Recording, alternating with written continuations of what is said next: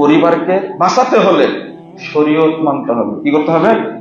শরীয়ত মানতে হবে। পৃথিবীর কোন জাতি, কোন ধর্ম, কোন বর্ণ, কোন মতবাদ মানুষকে শান্তি দিতে পারেনি ইসলাম। অতএব ইসলামই মানতে হবে। আমেরিকায় প্রতি মিনিটে 3টা করে মহিলা ধর্ষিতা হয়। বাংলাদেশে হচ্ছে এখন। কেন হচ্ছে?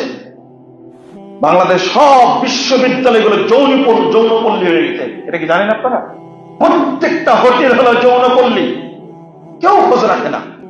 আপনি ওই মেয়েকে বিয়ে করে যে সন্তানটা জন্ম দিবে, ওকে পবিত্র হবে না অপবিত্র হবে? সবগুলো যৌনপল্লী হয়ে গেছে। এখন তো আরো হয়েছে।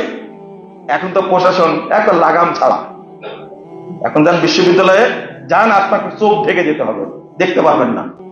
আল্লাহ যেন এই ফিতনা থেকে আমাদের হেফাজত করেন। আমরা মুমিন হয়ে মরতে চাই এবং আল্লাহর কাছে সন্তুষ্টি পেতে চাই এবং জান্নাতে যেতে চাই। আল্লাহ তুমি আমাদের কবুল করো।